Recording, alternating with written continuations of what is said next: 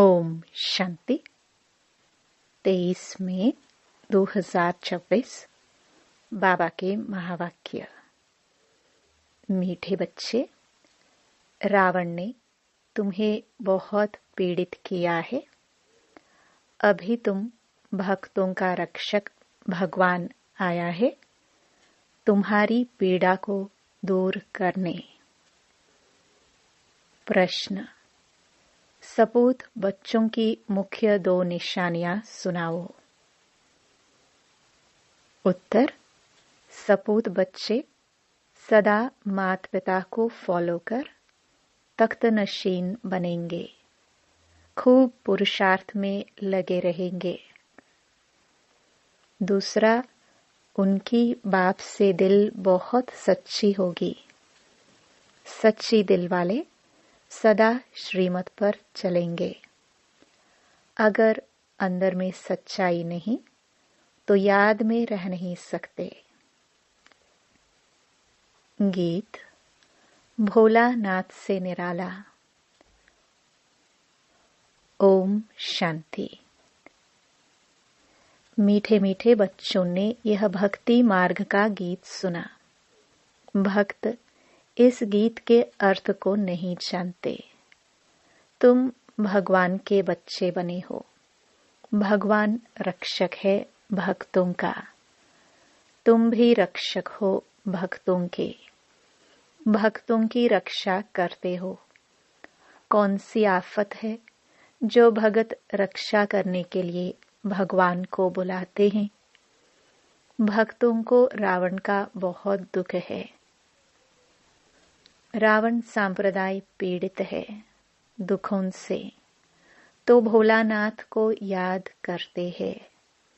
वह है रावण संप्रदाय, यह है राम संप्रदाय। भक्तों को यह पता ही नहीं है कि हमारा रक्षक कौन है। भल गाते हैं भोलानाथ रक्षक है, परंतु क्या रक्षा करते हैं यह नहीं जानते।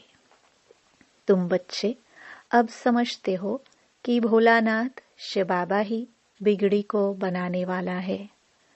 दुनिया को तो पता नहीं है कि भगवान किसको कहाँ जाता है। भगवान का पता हो तो फिर भगवान की रचना के आदि मध्य अंत का भी पता हो। न भगवान को जानते न रचना का पता है, इसलिए ऐसे मनुष्य संप्रदाय को ब्लाइंड भी कहा जाता है। दूसरे तरफ तुम हो जिनको दिव्य दृष्टि मिली है। अब तुम्हारा नाम ही है ब्रह्मा कुमार कुमारिया। बोर्ड पर भी नाम लगा हुआ है, ब्रह्मा कुमारी ईश्वरीय विश्वविद्यालय। सिर्फ ब्रह्मा कुमारियां हो नहीं सकती। प्रजापिता ब्रह्मा है ना। पिता के पास बच्चे और बच्चियां दोनों होते हैं। प्रजापिता ब्रह्मा को ही इतने ढेर बच्चे हो सकते हैं, तो समझना चाहिए यह बेहद का पिता है। यह भी जानते हैं ब्रह्मा विष्णु शंकर को रचने वाला बाप ही है, जिसको निराकार कहा जाता है। यह हो गया बेहद का बाप। यह भी जानते हो परमपिता परमात्मा ब्रह्मा द्वारा रचना रचते हैं। इनकी सारी रचना है। सब मनुष्य मात्र वास्तव में शिववंशी हैं। अभी तुम आकर प्रजापिता ब्रह्मा की संतान बने हो। यह है नई रचना। परमपिता परमात्मा ब्रह्मा द्वारा रचना रचते हैं, तो तुमको ब्रह्मा कुमार कुमारियां कहा जाता है। इतने बेहद के बच्चे हैं, जरूर बेहद का वर्षा लेते होंगे। बच्चे जानते हैं हम ब्रह्मा कुमार कुमारियों को शिव बाबा ने अडॉप्ट किया है। शिव बाबा कहते हैं तुम हमारे बच्चे हो। तुम आत्माएं भी निराकार थी, परंतु ज्ञान तो साकार में चाहिए। तुम जानते हो हम आदि सनातन देवी देवता धर्म के थे। ब्रह्मा द्वारा रचना यहाँ होती है। शिव जयंती भी यहाँ मनाई जाती है। यहाँ मगध देश में ही जन्म लिया है। बाप कहते हैं, यह देश बहुत पवित्र स्वर्ग था। अभी इनको नरक मगध देश कहा जाता है। फिर स्वर्ग बनना है। तुम बच्चों की बुद्धि में है, शिव बाबा हमको फिर से राजयोग सिखाए पवित्र बनाते हैं। गाते भी हैं, पतित पावन भक्तों के रक्षक भगवान। भक्त ही पुकारते हैं। पतित होते हुए भी अपने को पतित नहीं समझते हैं। बाप समझाते हैं, तुम सभी पतित हो। पावन दुनिया सतयुग को, पतित दुनिया कलयुग को कहा जाता है। बाप तुम्हें सब राइट बताते हैं। लाखों वर्ष की तो कोई चीज होती नहीं। मनुष्य घोर अंधियारे में है। समझते हैं कलयुग तो अभी छोटा बच्चा है। और तुम जानते हो मौत सामने खड़ा है। अंधियारे और रोशनी का वर्णन संगम पर ही किया जाता है। अब तुम घोर प्रकाश में आए हो। सतयुग में तुम यह वर्णन नहीं कर सकेंगे। वहां यह नॉलेज ही नहीं रहती। इस समय बाप बैठ बच्चों को समझाते हैं, तुम सतयुग में सूर्यवंशी घराने के थे। फिर अंत में आकर शूद्रवंशी घराने के बने हो। अब फिर ब्राह्मण वंशी बने हो। अभी तुम हो सर्वोत्तम ब्राह्मण कुल के। तुम हो ऊंच ते ऊंच। यह ईश्वरीय कुल है ना। बाप के पास आते हैं तो बाबा पूछते हैं, किसके पास आए हो? तो कहते हैं, बाप के पास। बाप दो हैं, एक है लौकिक, दूसरा पारलौकिक। सभी सालिग्रामों का बाप एक ही शिव है। तुम्हारी बुद्धि में यह टपकता है, हम एक बाप के बच्चे हैं जिससे वर्षा लेते हैं। निराकार वर्षा तो साकार द्वारा ही देंगे ना। बाप खुद कहते हैं, मैं साधारण तन में आकर प्रवेश करता हूँ। अब बाप बच्चों को कहते हैं, बच्चे देही अभिमानी भव। अपने को आत्मा समझो। यह देह विनाशी है, आत्मा अविनाशी है। आत्मा को ही 84 जन्म लेने पड़ते हैं, न कि देह को। देह तो बदलती रहती है। फिर दूसरे मित्र संबंधी मिलते हैं। अभी आत्मा को बेहद के बाप से वर्षा लेना है, परमपिता परमात्मा द्वारा। तुम ही सुनकर फिर धारण करते हो। संस्कार तुम्हारी आत्मा में है। आत्मा में ही संस्कार रहते हैं। ऐसे नहीं कि शरीर के संस्कार कहेंगे। नहीं, तुम्हारी आत्मा के संस्कार तमो प्रधान है। उनको अब चेंज करना है। काया कल्प तरु कहा जाता है। काया कल्प वृक्ष समान बनती है। आयु भी बड़ी रहती है। तुम जानते हो, यहाँ तो आयु बहुत छोटी रहती है। छोटी आयु में ही बैठे बैठे अकाले मृत्यु हो जाती है। अभी तुम काल पर विजय पाते हो। वहां काल कभी खाता नहीं। अकाले कब शरीर नहीं छूटता। तुम जानते हो, अब यह शरीर बूढ़ा हुआ है। इनको छोड़कर नया लेना है। शरीर छोड़ने समय भी बाजे बजते हैं। जन्म लेने समय भी बजते हैं। वहां रोने की बात ही नहीं होती। तुमको भ्रमरी का मिसाल भी समझाया है। तुम हो ब्राह्मण ब्राह्मणिया। ब्राह्मण और भ्रमरी राशि मिलती है। जो काम भ्रमरी करती है वही तुम भी करते हो। वंडर है ना। भ्रमरी का दृष्टांत, कछुओं का, सर्प का, यह सब शास्त्रों में है। सन्यासी आदि भी यह मिसाल देते हैं। अभी तुम बच्चे बाप द्वारा यह समझ रहे हो। वह तो हुआ भक्ति मार्ग, पास्ट का गायन करना। इसका फिर बाद में गायन होगा। इस समय ही बाप इस तन में आते हैं। इनको, ब्रह्मा को, भगवान नहीं कहा जाता है। वह तो फिर अंधश्रद्धा हो जाती है।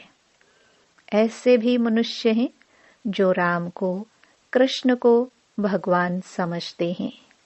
कृष्ण के लिए, राम के लिए भी कह देते, वह तो सर्वव्यापी है। कोई कृष्णपंथी, कोई राधेपंथी होते हैं। राधेपंथी वाले कहेंगे सर्वत्र राधे ही राधे हैं। कृष्णपंथी कहेंगे जिधर देखो कृष्ण ही कृष्ण है। रामपंथी राम ही राम कहेंगे। समझते हैं राम कृष्ण से बड़ा है, क्योंकि राम को त्रेता में और कृष्ण को द्वापर में ले गए हैं। कितना अज्ञान है। अब बाप तुम बच्चों को समझा रहे हैं। कितने ढेर ब्रह्मा कुमार कुमारियां हैं। जरूर बेहद का बाप होगा। तुम कोई से भी पूछ सकते हो। कभी नाम सुना है प्रजापिता ब्रह्मा का? बाप ने स्वर्ग की नई रचना रची है। गाया भी जाता है ब्रह्मा द्वारा ब्राह्मण। जब तक तुम सब ब्राह्मण ब्रह्मा की मुखवंशावली नहीं बने हो, तब तक दादे से वर्षा ले नहीं सकते। बेहद के बच्चे बेहद का वर्षा बाप से ही लेते हैं। लिया था बरोबर। बरोबर स्वर्गवासी थे, अभी नरकवासी बन गए हैं। अब फिर प्रजापिता ब्रह्मा द्वारा परमपिता परमात्मा विष्णुपुरी स्वर्ग रच रहे हैं। कितना सहज है। शिव बाबा पूछते हैं, आगे तुमको यह ज्ञान था? इनकी आत्मा ही कहती है, मेरे में यह ज्ञान नहीं था। मैं भी विष्णु का पुजारी था। जो हम पूज्य थे, सो अब पुजारी आकर बने। अब फिर बाबा आकर पुजारी से पूज्य देवता बना रहे हैं। तुम बच्चों को अंदर में खुशी रहनी चाहिए। परमपिता परमात्मा ने आकर हमको एडॉप्ट किया है। मनुष्य मनुष्य को एडॉप्ट करते हैं ना। बहुत मनुष्य होते हैं जिनको अपने बच्चे नहीं होते हैं तो एडॉप्ट करते हैं। अब बाप जानते हैं मेरे बच्चे सब रावण के बन गए हैं, इसलिए मुझे आकर फिर से एडॉप्ट करना पड़े। ब्रह्मा द्वारा अपने बच्चों को एडॉप्ट करते हैं। यह एडॉप्शन कितनी वंडरफुल है। तुम ही जानते हो, शिव बाबा ने हमको ब्रह्मा द्वारा एडॉप्ट किया है। शिव बाबा कहते हैं, मैंने तुम बच्चों को एडॉप्ट किया है, तुमको बेहद सुख का वर्षा देने। ये ब्रह्मा तो दे नहीं सकते। यह भी मनुष्य है ना, प्रजापिता ब्रह्मा। मनुष्य यह ज्ञान नहीं देते हैं। ज्ञान का सागर निराकार परमपिता परमात्मा ही बैठ यह ज्ञान देते हैं। ब्रह्मा को अथवा विष्णु को ज्ञान सागर नहीं कहा जाता। इन तीनों की महिमा अलग है। ज्ञान सागर पतित पावन एक बाप है। सारी दुनिया के मनुष्य मात्र उनको बुलाते हैं। अंग्रेजी में भी कहते हैं वह लिबरेटर है। जिससे दुख मिलता है उससे लिबरेट किया जाता है। बाप भी यहाँ आकर रावण से लिबरेट करते हैं। रावण राज्य भी यहाँ हुआ। यहाँ ही रावण को जलाते हैं। जलाकर फिर कहते हैं सोने की लंका लूटने जाते हैं। उनको तो कुछ पता नहीं है रावण क्या चीज है, कब का यह दुश्मन है। समझते हैं राम की सीता चुराई गई। यह नहीं समझते कि हम सब सीताएं हैं, हम रावण की जेल में फंसी हुई हैं। यह ज्ञान किसमें भी नहीं है। कथाएं बैठ सुनाते हैं। शिव बाबा कहते हैं मैं दूर देश का रहने वाला आया हूं इस देश पर आए। यह पतित दुनिया पुरानी है ना, यह है रावण की दुनिया। बुलाते भी हैं हे बाबा आओ, हम पतित बन गए हैं। बाप कहते हैं हमको पावन बनाने इस पतित दुनिया में आना पड़ता है, और मुझे आना भी उस तन में है जो पहले नंबर में पावन था, जो सुंदर था, वही अब श्याम बना है। कितनी वंडरफुल बातें हैं। श्री कृष्ण को श्याम सुंदर क्यों कहते हैं, यह किसको पता नहीं है। क्या एक श्री कृष्ण को ही सर्प ने डसा? सतयुग में थोड़े ही सर्प आदि होते हैं। बाप कहते हैं यह अंतिम जन्म मेरे कारण पवित्र बनो तो पवित्र दुनिया के मालिक बनेंगे। सिर्फ मुझे याद करो और पवित्र बनो। अल्फ को याद करो तो बादशाही तुम्हारी है। यह है सहज राजयोग, सहज राजाई। बच्चा पैदा हुआ और वर्षे का हकदार बना। यहाँ भी बच्चे जानते हैं कि हम बाप के बने हैं, तो स्वर्ग की राजाई के हम हकदार हैं। अब बाप कहते हैं सतो प्रधान से तुम तमो प्रधान बन गए हो, फिर सतो प्रधान बनना है। योग और ज्ञान सिखाने में 1 सेकंड लगता है। बच्चा पैदा हुआ और वारिस निश्चय किया। तुम बाप के बने हो तो राजधानी का वर्षा तुम्हारा है, परंतु राजा रानी सब तो नहीं बनेंगे। यह है राजयोग। राजा रानी, प्रजा, साहूकार, गरीब सब चाहिए। इसलिए रुद्रमाला भी बनी हुई है जो भक्ति मार्ग में जपते हैं। तुम जानते हो हम राजयोग सीखने आए हैं।